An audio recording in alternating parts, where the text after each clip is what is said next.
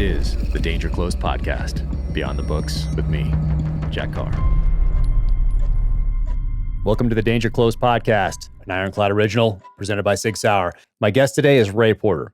Ray has narrated over 400 audiobooks. He is a trained classical actor doing Shakespeare at the Ashland Shakespeare Festival. He has been in Murphy Brown, ER, Justified, Sons of Anarchy, Argo, Almost Famous, and he is about to portray Darkseid in the new Snyder Cut Justice League movie. So without further ado, Ray Porter. You're incredible, and you are so humble about everything that you have accomplished, and that you continue to do, which is great. It's so fun to get to know you and have gotten to become friends. And and I had no idea when I started down this path. I wasn't a listener. I'm a reader. So I have these bookshelves over here just filled with books. I have ones that I grew up with over here. I've never gotten rid of one. So I have quite a few, but I have that. I'm a physical reader. So I didn't know much about the audiobook world. Right. And then Simon & Schuster called me. It was like a Friday, almost afternoon. And they said, hey, we have this guy, we're thinking about asking him to do the audio version of The Terminal List. What do you think? And it was someone, I'd never heard of any narrators before because I was a reader. Sure. And I was like, I listened to it and I'm like, that doesn't quite sound right. And I wrote back because I'm brand new. And I said, can I listen to some other people or some samples? I think there's some samples on Audible or something. And they said, yeah, sure. Just let us know who you think would be good. And I'm like, okay. And they said, well, let us know by the end of the day today, if that's okay. And it was like 2:00 in Park City. So, and in New York and publishing, they take their weekends very seriously back there. I don't know if that's the same way in LA with acting or not. I'm not sure. No. Okay. You're working weekends. In publishing, holidays and weekends are guarded in my experience. So I started listening to all those samples, just going to books, listening, sample. And then I heard you. And I was like, oh, who's this guy? And then it gives you all those, he's also done this, and this. So I started listening to those other ones, sample. I said, oh my gosh, this guy is incredible. Who's this guy? Ray Porter. Oh, amazing. And then so I sent it to Simon & Schuster. I said, hey, how about this guy, Ray Porter? And they said, well, we can ask him. And I said, okay, great. And then you said yes. Yeah. And then I did some more research and I'm like, oh my gosh, I picked the top person in this industry. And I had no idea. And so it was all based on voice. It was not based on anything else. It was just this high connection that I had. Thank you. I appreciate that. Yeah. That's really cool. That's great. Yeah, of course. Well, thank you for saying yes. Like you can pick and choose. And you said yes. And it was amazing. And of course you knock it out of the park. And audiobooks are, I think, the fastest growing segment of publishing. It has exploded. When I started doing this, it was definitely, it was a thing, and it was obviously very popular and all of that. But I was fortunate to start right before it really exploded, like exponentially. And did that happen with the downloads more so than because it was CDs for a while? I think that as things went, I think as things went digital, it definitely became, because it's just much more accessible. You're not having this physical cassette or disc that you're transporting from your car to your house, or you know what I mean. And car stereos eat cassettes, right? We all remember, the real use of a Bic pen is to like fix your tape. Yeah. So yeah, when with more content accessibility, I think it became much more of a thing for people. And now, funnily enough, you talked about like, I'm a reader, I don't listen to audiobooks, that kind of thing. I've always kind of felt that way as well, even though I work in this industry. But the lines are getting a lot thinner. Mm-hmm. I've said for years that if I do my job right, you should feel like you read the book. Interesting. You should still feel that same kind of spark of imagination and the journey the author has taken you on, if I'm doing my job right. I love what you said on the Crew Reviews podcast recently. And those guys are great. So anyone listening, it's an author or a writer, aspiring author, aspiring writer, listen to those guys because they interview some amazing authors and there's some serious gems in there of wisdom that get dropped. But you said something very interesting on there, and you said you look at books as a letter that an author writes to the reader. I've been carrying that really mailman. stuck with me. I've had that mailman analogy for a long time. Even back when I was doing Shakespeare, I was at the Oregon Shakespeare Festival in Ashland, and I always felt like if, because there was a debate. Are actors artists? Do we feel, and I've always been kind of like, I mean, I've been working since I got out of college. I got my degree in acting and in 1989, and I've been working steadily ever since. And to this day, I still say to myself, well, I could be doing construction, which was something that I did before I went to school. That's actually work. I get to pretend, and so I've always had a very sort of, I don't know, humble attitude about what it is that I do. I mean, it's a damn silly way to make a living, Well, I don't know about that. You're at the top of your game. You're so humble, and you're knocking out of the park with everything that you do. Thank you. The attitude of approaching it like craft as opposed to art has always helped me. I'm not saying this is true for everybody, but you created a work of art by definition when you wrote your book. I mean, you literally created something out of absolutely nothing. If I do my craft to the best of my ability, then your reader, your listener, is going to create a work of art inside themselves by imagining the story and like what happens and the connections they make. So if I just deliver the mail really well and really efficiently, that continuity is preserved. Interesting. Well, I would say, there's definitely an art component to it because, I could read the book, someone else could read the book, but it wouldn't have the same impact that it does when you read it. There's a thing about, obviously there's a lot about technique. It's something that, I learned over a long period of time. There's also something about being open enough to allow, as you are being affected by the book, to show that, to allow, so that hopefully it will affect other people as well, in the performing of it. And with really good authors, that's pretty easy. You get really affected by stuff. And, I'm as taken up on the journey as hopefully anybody who's listening to the audiobook is, certainly as your readers, because I read the comments about your books. Your readers love the stuff that you're doing and they love the journey that you take them on. And I'm just happy to be able to participate in that journey. Like, I don't know, maybe I'm like if you're the bus driver, perhaps I'm on a mic going, and on your left is... No, it's much more than that. And I had no idea when I started down this path that narrators brought a fan base as well. There are people that follow you from project to project, from narration to narration, which is incredible. I'd never put thought into that before until I started down this side of the path. And it's incredible. So you brought an entire fan base with you.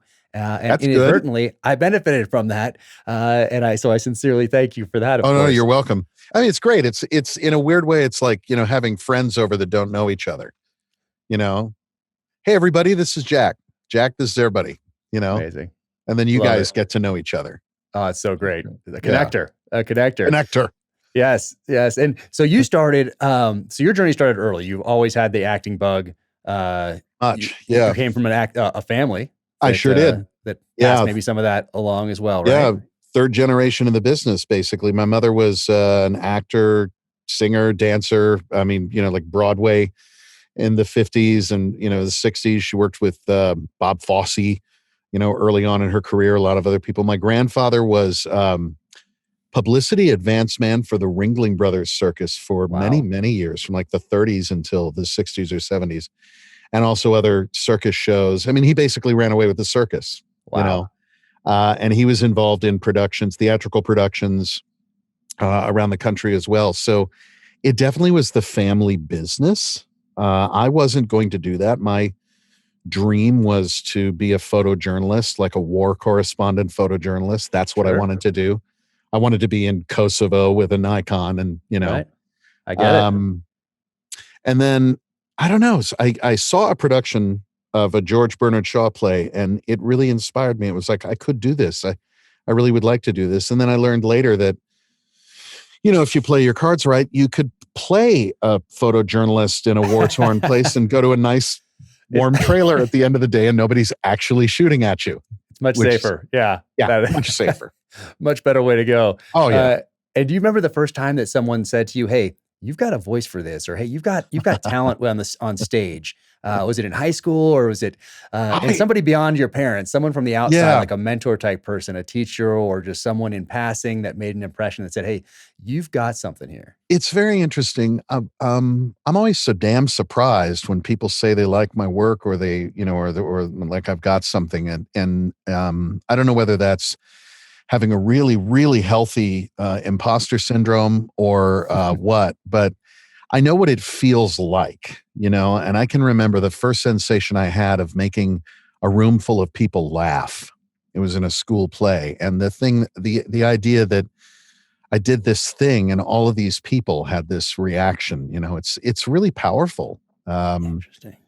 And it was just, the relationship between the audience and the performer, I think, can be complex. I've always felt like out of the author or playwright and the actor, the audience is always the smartest person in the room.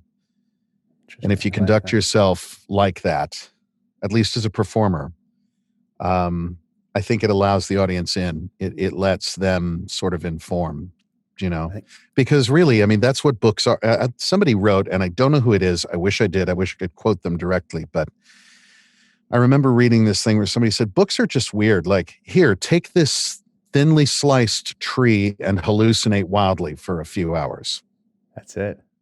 You're sitting there and it's your brain that's like conjuring up. So if I mention a title to you, let's say a book that we both know in common from years ago, the images that are in your head are going to be very different than mine, as unique as our fingerprints. And that's what I'm talking about with that reader or that audience member's act of creation. Right. They've created an entire universe that would be completely unfamiliar to you if you were. Yep. And it's exactly. Wow, that's not how I imagined it at all. Well, no, because they did. And that's why it's hard with the adaptations when you take something from book form and then adapt that to film, television, because everyone does have that different vision of the protagonist, the antagonist, the supporting cast of characters, even some of those settings. Hey, that's not how I pictured that mountaintop, or that's not how I pictured his apartment. Or I have people who are shocked when they see pictures of me after listening to my audiobooks for a long time. Really? They don't expect this wreckage, and they. It's awesome. I saw your picture. I'm like, no way. And then of course I saw, what I saw Sons of Anarchy, and I'm like, oh, amazing. And then I'm looking at all that sort of thing because I don't have that narration side. I have that connection to TV and film. Right. And for those that aren't familiar with your work, was it Murphy Brown the first time you were on television? Yeah, man, you are okay. You've got the dossier. Well, I want to go back and watch those because, of course, I'm a child of the 80s. So I remember Murphy Brown. I remember the big, all that sort of thing. Yeah, my very first TV gig was on Murphy Brown. It was just a one-line thing. It was great. It was really cool. It was at Warner Brothers. And I've ended up working at and for Warner Brothers since quite a lot. So I've always got a special place in my heart for Warner Brothers. But that was my first show. And I did that in the off season because I was up in Ashland, Oregon doing Shakespeare, and we would have 2-3 months off sometimes. And I would come down here. And so I booked the Murphy Brown thing, and it was like, wow. And then I think the next thing I did was ER. Okay. And, just various like little things like this. And then I got to do Almost Famous with Cameron Crowe, which was an incredible adventure. And that would you say that was, so between a first break in Murphy Brown, being on stage at the Ashland Shakespeare Festival, and then Almost Famous, would you say those three things were kind of seminal events? They were pivotal for sure. They were pivotal for sure.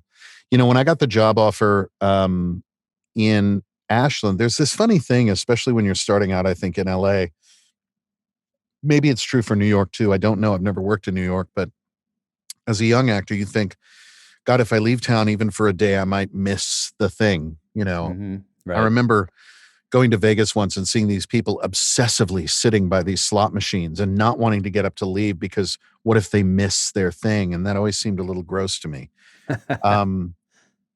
And so I never wanted to have that attitude, but I sure did And so I got this offer to come to the Oregon Shakespeare Festival in Ashland. And how did that come about? Because I have a connection there, as my grandmother went there every summer for as long as I can ever remember.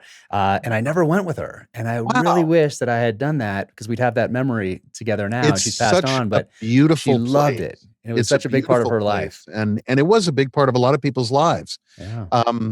I didn't really know a lot about it. Everybody that I knew that had been up there was like, oh my God, it's heaven. It's incredible. And a director who also had worked with me in college was doing a show up there, auditioned me, and they gave me a season. I told everybody in LA that I'd be back in 6 months. I'm like, I'm just going to go do this thing for 6 months and I'll be back, in LA. And that was in 1990. And my last season at OSF was in 2008. Wow. Yeah. Got up there and it's a long 6 months. Yeah.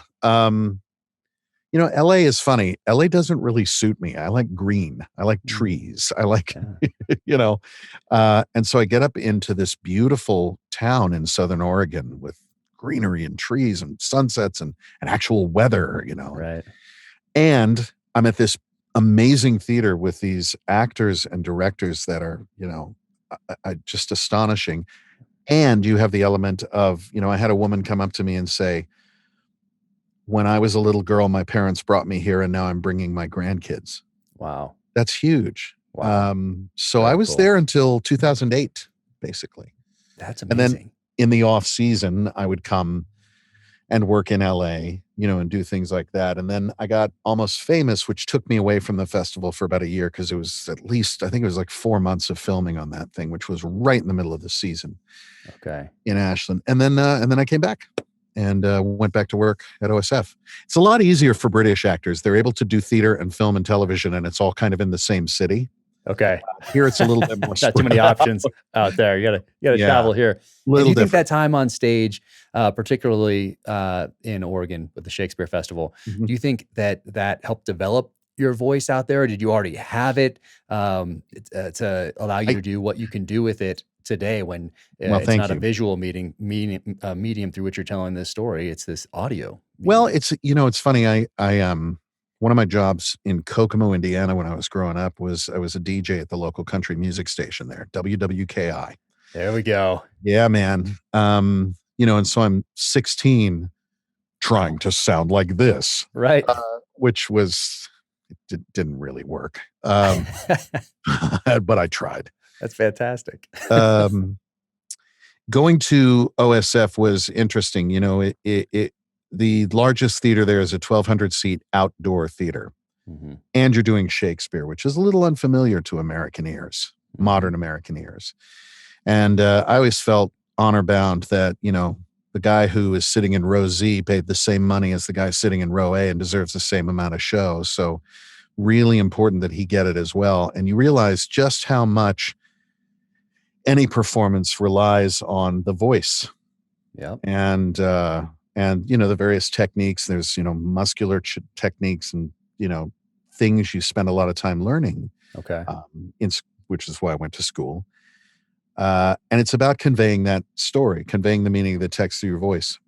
So honestly, when it came to doing audiobooks, it was pretty easy for me at the outset, just because it's like, yeah, here's a piece of text, and if I approach it in the same way that I've always approached a piece of text, and really let the text, flow and let it speak for itself, I should be okay. And I did that, and it seemed to go okay. And they gave me another book and another one and another one. And then you and I met. That's right. That's right. If you had a couple books though, between when you started and when we met, probably 400. Two. Yeah.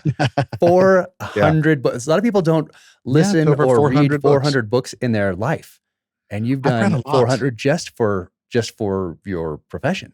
Yeah, just for pay. And then I also found, I've always been such a voracious reader that I have 3 or 4 books going that I'm not narrating, just for me, that I'm reading. As an audiobook narrator, you end up reading a lot of books you'd never choose for yourself.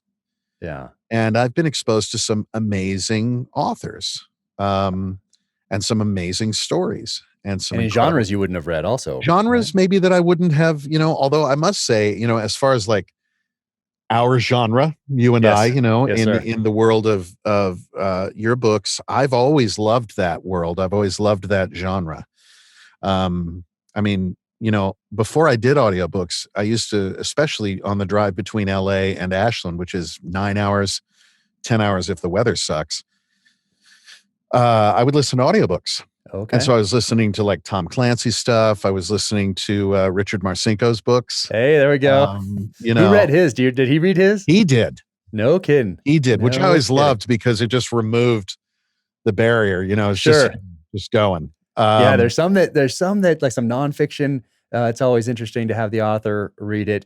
For me, I knew I wanted a professional. Like there was ever any question about that. Well, it's a slippery slope. There are a lot of authors who read their books and it doesn't go well.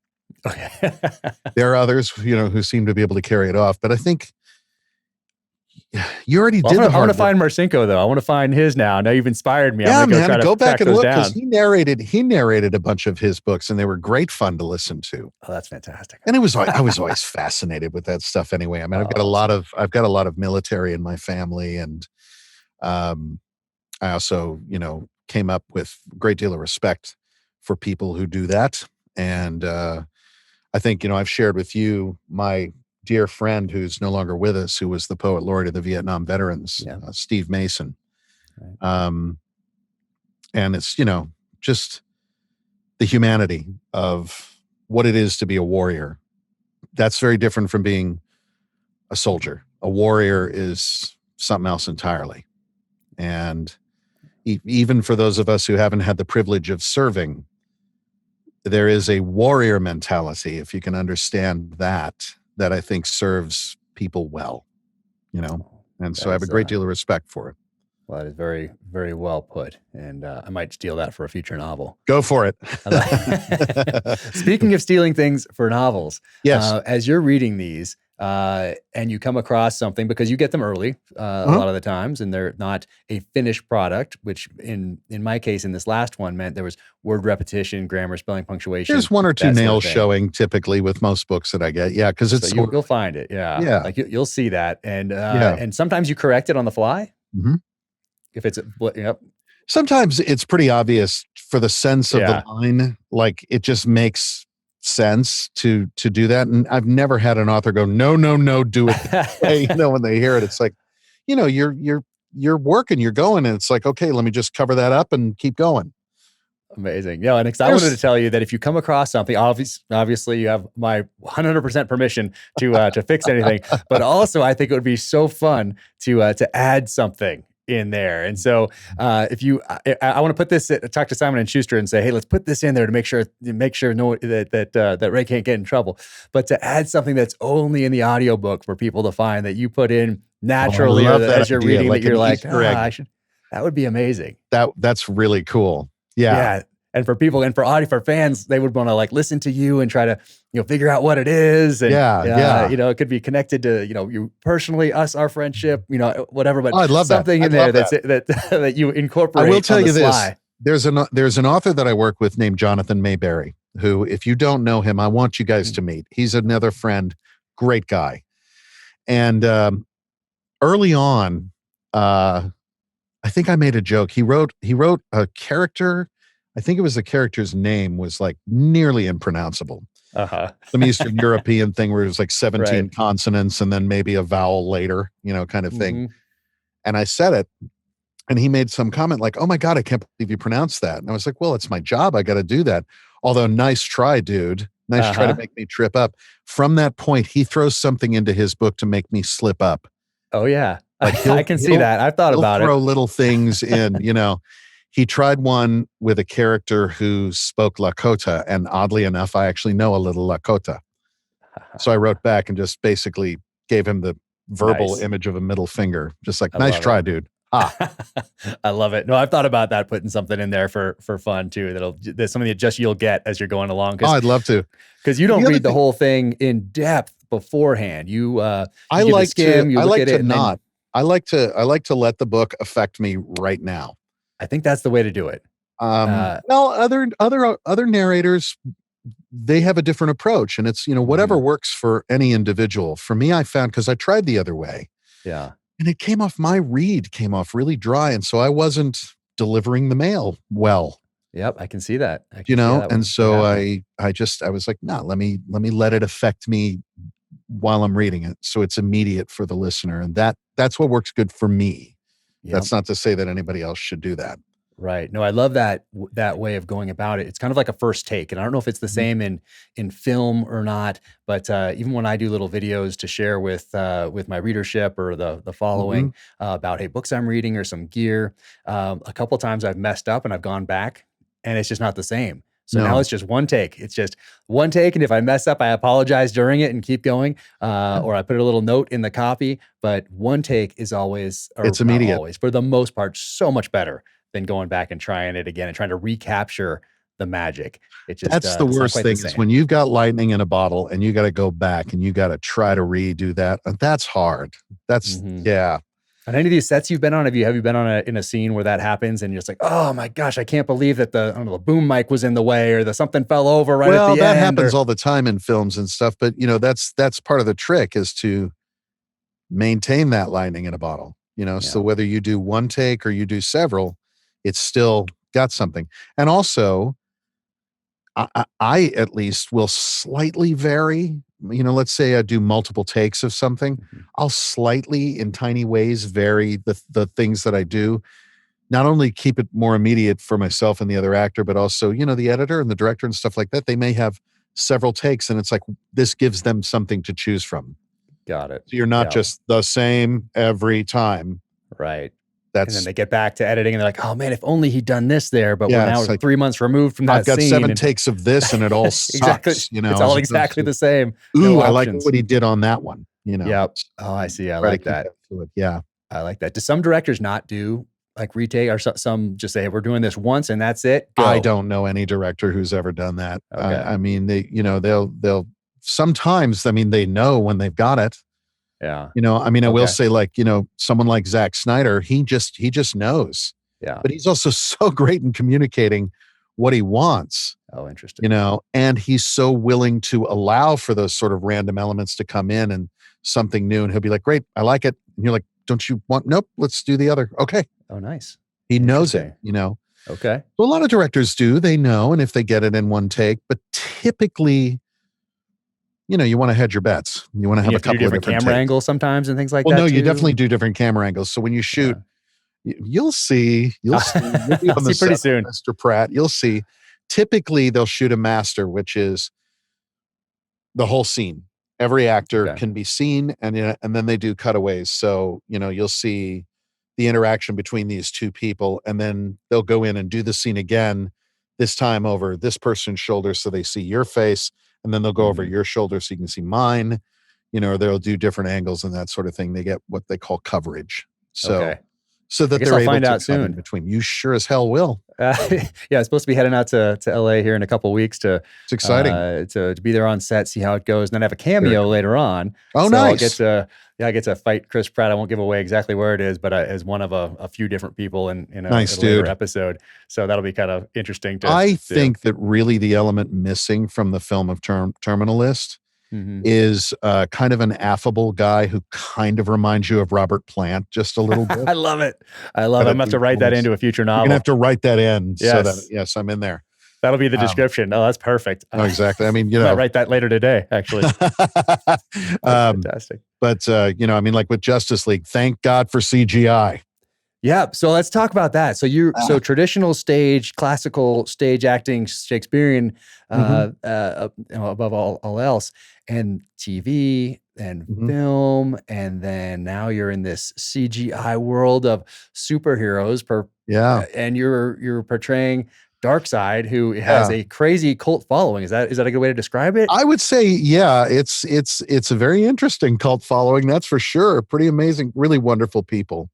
Honestly, I didn't know a lot about the world of comic book fandom until I did this, and nicer people you'll never meet. Oh, They're so kind, and they, you know, so welcoming. First of all, because oh, when the good. news broke that it was me, you know, playing the role, I really didn't hear a whole lot of who the f is that guy. You know, it was That's more good. just like, hey, welcome. Oh, that's Um, very cool.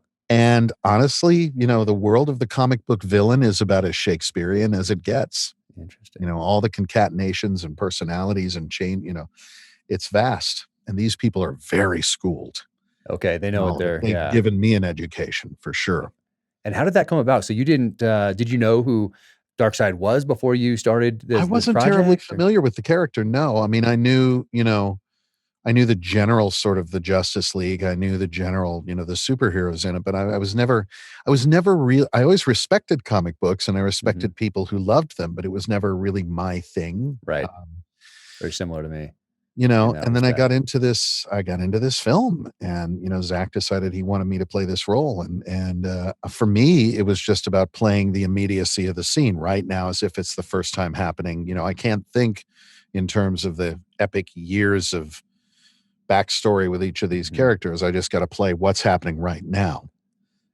So I did that. And then of course, later I've got people asking me, did you do this because, way back here, this guy does this. I'm like, I had to get an education really I wish quickly. I could say yes to that.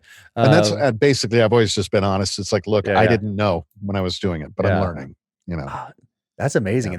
And for you, so I didn't really know about that whole world. I mean, I know that, the movies and that sort of thing. I knew they existed and I watched a few and that sort of thing.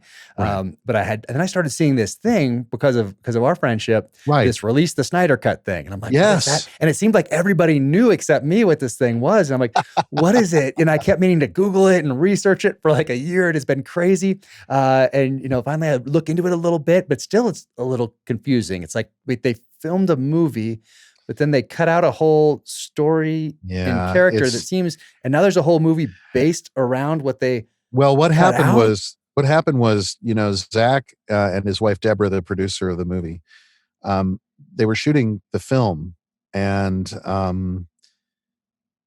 they have many children, some adopted, and tragically their daughter, Autumn, ended her life.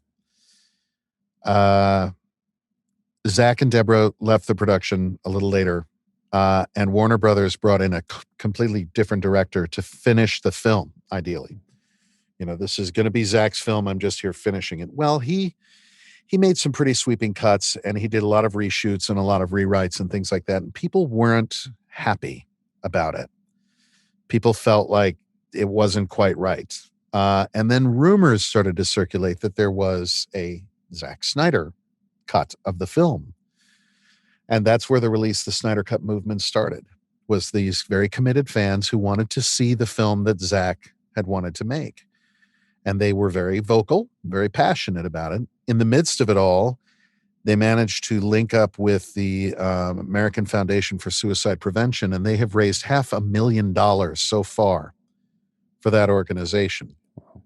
And incredibly passionate and just getting the word out there. And, I knew I had done the part and I knew I'd been cut from the movie, but I was still under an NDA. I couldn't say anything. And so I'm watching all this online and I'm like, I can't say anything, can't say anything. Finally, it was made apparent that it was me. And these people were incredibly welcoming, but I jumped on that cable car as it was passing me at speed. They were already underway years before I was involved. And it's been a real privilege to watch the whole journey of this thing. And it's coming out on HBO Max on March 18th. March 18th. So this will come out after that. So it'll be out by the time people listen to this. It'll be out. Oh, okay. Hope you that's wild. Yeah, exactly. It's fantastic. That's amazing. And so did it all start with a hashtag? Because that's where I saw it first. And I'm like, they started, I think there was a website. There was a woman in China named Fiona Zheng, who was one of the originators. There were many, but one of the originators of it. And she and a group of other people, there was a web page, I think, and then they got on Twitter and then they made the hashtag. And under great duress, a lot of people like, no, there's no way, it's never going to happen. And they just persevered. They just kept going. There was a banner at Comic-Con a couple of years ago. There was an airplane with a banner flying around. Oh, wow. And so they were regarded as like these fringe, like, what are these people kind of thing. And they made it, through their passion and just never giving up. Finally, it was HBO Max that looked at them and went, wow, there's something here. We should do this. And so they contacted Zack and Deborah, and they did some reshoots, and they were able to rebuild the film that they had wanted to see. And there we go. That's incredible. And what year did you film that? It's been a 2016. 2016. 2016. So 5 years many later. years. Yeah. And It's the original funny movie because came out in 17, 18? 17, I think. Yeah, it came out in 17. Right around the time that it was all really beginning to heat up, there were so many different things going off in so many different directions. And I was becoming really aware of, wow, this movie may actually get shown. And it was like that same week, somebody goes, dude, your name got dropped on Joe Rogan. Nice. I went back and I looked up. Thank you for that. That was very kind. Of course. My pleasure. I mean, you've been such a huge part of this journey, and it's so cool that we got to meet in person. So first we're texting and emailing. I love that, man, that you came and out to New York. That was so great. it was so much fun. Really fun. So Ray was up for narrator audiobook of the year, an audio award. Yeah. Yep, an audio for the Audibles, for those that haven't heard of them. And we went out to New York, put on the tuxes, and had dinner. And what was crazy for me is that my first novel, so there it is up there next to Stephen King and Ruth Ware and all that. We're sitting at the table together. It's having a great time, but it's like, wait a sec, it's up there next to Stephen King. Like, I know, that's incredible. And that was fantastic. We had so much fun. That was so great to be able to link up in person. Yeah. And I hope we can do it again soon, because it's please, man, it's been crazy. What a crazy year. And speaking of crazy year, so were you doing these in your home before? Or you're looking at it. Yeah. I mean, I did, I think no. Okay. So I did the first book. Did I do the first book in a studio? I think I did do it in a studio. The second book I did in a studio here in LA. Okay. Devil's Hand recorded right here. Amazing. Travis Tunn, who's directed me on 3 of the books that we've done together. He's been the director, and he was on the phone, basically on Zoom, while I was recording. And so I was sitting here, and I've got, my monitor that I'm looking at right now. It had Pro Tools running on it. And then I've got an iPad that sits right here, and this microphone, and I recorded it right here. Never pay attention to the odds.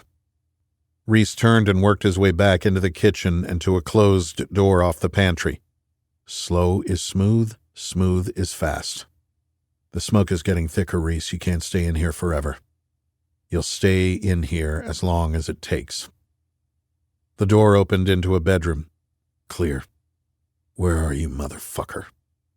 Reese felt the heat building under the floor through his suit and shoes, the inside of his mask fogging up with condensation. Think, Reese. He moved back into a small hallway, weapon up, searching, scanning, attempting to override his instinct to shoot center mass, knowing he had to somehow take his prey alive. Laundry room. Another door, possibly to the garage. Reese deliberately pushed the door open to find a garage stacked with boxes. He registered they were labeled with the names of companies in the scientific space. Don't rush to your death. Make your enemy rush to his. Reese looked at the wall and saw the button for the garage door. He hit the button and heard the door lurch upward on its tracks. Seeing sunlight leak into the dark garage, Reese moved back into the house toward the flames. Okay, so you read it off the iPad? I do, yeah. Okay. I read it. I bought a big iPad. Nice, like I know it looks Pro like or a composition book. Yes, exactly, because I've got really shitty eyes. But basically, and then I read with a black background and white letters. No kidding. Yeah, and it's usually very dark in here when I read. It's just easier on the eyes. Interesting. I never knew that. I wanted to ask that. And then what does the director do? What does the director of an audiobook do? Travis is great because he knows your books, obviously. He's, and we have a great working relationship as well. And so we'll both know if something just really doesn't quite sound right. And he doesn't stop me often. He's also a great reference for, military terms or things like that I might be unfamiliar with. I mean, you have schooled me. I know a lot more about various weapon systems now, thanks to you. Awesome. And but I always want to make sure and I research it, because to me, there's no greater horror than to have a veteran Afghanistan listening to my book and listening to me mispronounce a place that he was in or an experience that he had or a piece of equipment he worked with. Because it takes him out of the book, and it's also unintentionally disrespectful. Oh, well, I'm sure people are forgiving. But speaking of forgiveness, how, not just today, but back when you started, did you read reviews? Did you read reviews of Shakespeare performances? Or I do too. Some people say stay out of the reviews. Yeah, and I think they're not being entirely truthful, because it is. It's I know a lot of people who really seriously just don't read reviews, and I understand why, because I've gotten pummeled.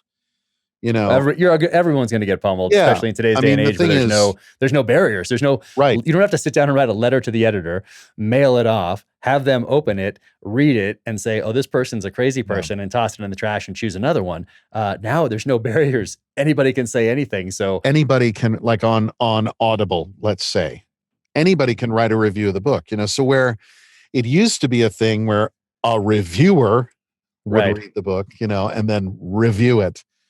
Well, now anybody with a keyboard can say, I didn't like this because blah, blah, blah, blah. Right. It's informative. So what I do, I do read them because I'm curious, but not all of them. I just read the Amazon ones. I skim through those. And then I take a few of the really horrible ones and I read them.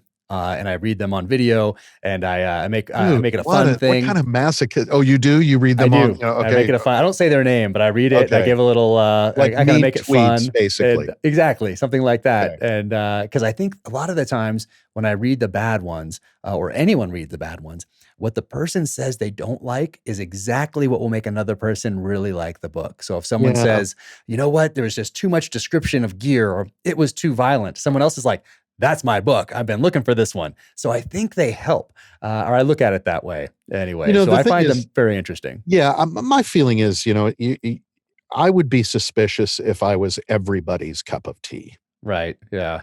Like, I think I'd be doing something wrong. I certainly wouldn't be working at a level or in an arena that would make me happy, So I know that, stuff I do, some people aren't necessarily going to like. I'm extraordinarily grateful that people have been so kind, and I do get to read very nice reviews. I mean, somebody says something nice, it's lovely, and also, especially when I hear something like, I'm an interstate trucker and you helped me get across Kansas. It's like that. I hear that all the time about the audiobooks. Honestly means so much to me, because I have such respect for people. Again, people who actually work.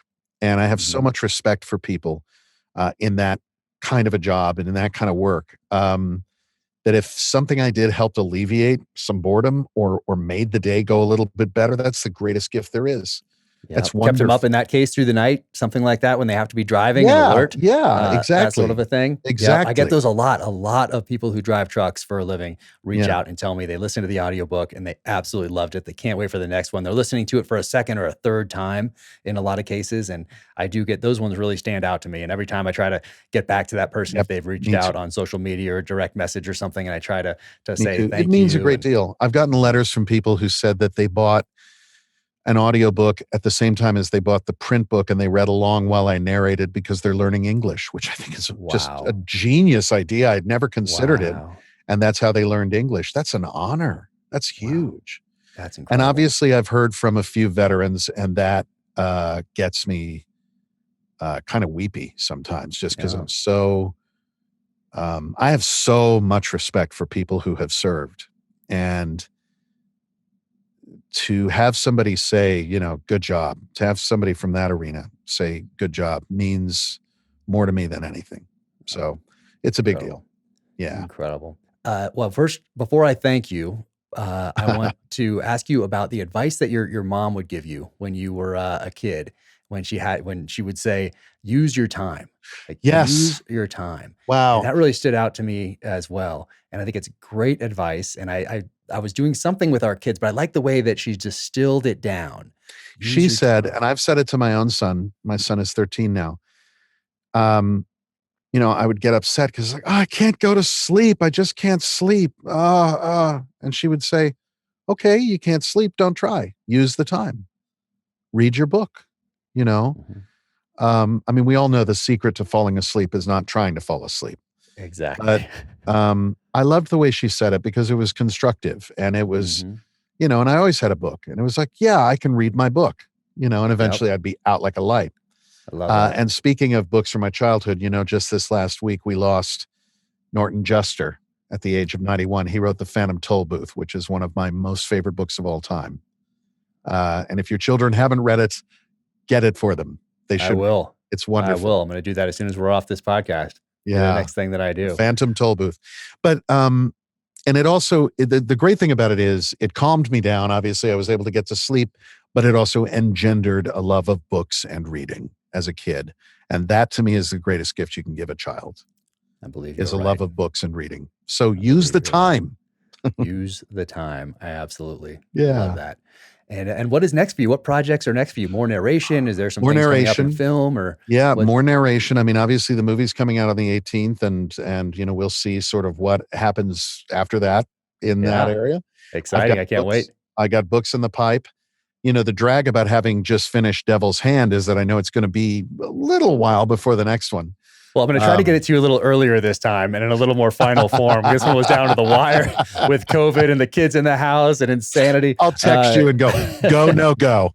Exactly. And I record or no, Yes. Yes. We're going to get this one to you a little earlier this next time around. Well, I mean, we've always, you and I have always had interesting challenges with each of these books. I mean, there was the whole redacted thing, right? Oh yeah. There was the government shutdown that prolonged us getting the second one out.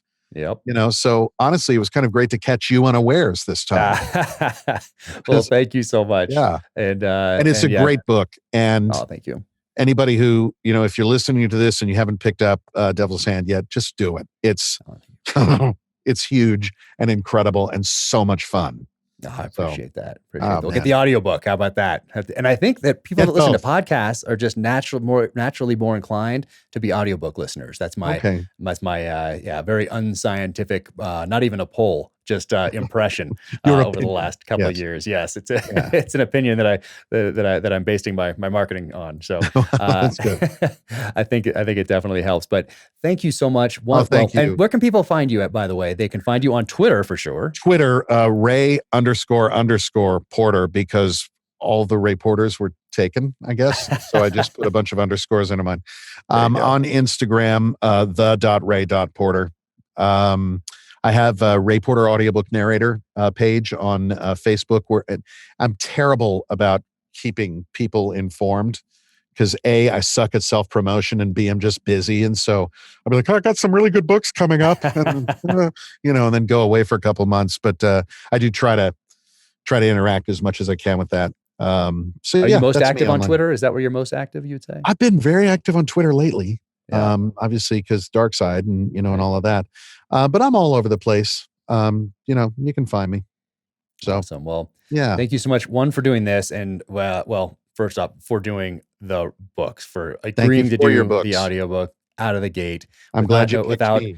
I mean, you're at a level where you can pick and choose like these sorts of things, and I had no other books out, no following, no one knew it was, nothing at all, and you said yes, and I'll never forget that, and it just means the world to me. Thank you for choosing me.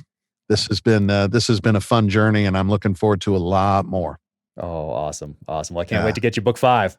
Let's do it.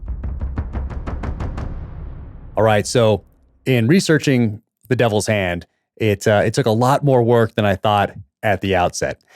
This was very research intensive, very, very history intensive. And I have a whole stack of books that I used for my research that I'll be highlighting online. You can find those at Jack Carr USA, officialjackcarr.com. But I wanted to talk about 4 of the main books that I used for research for the new novel.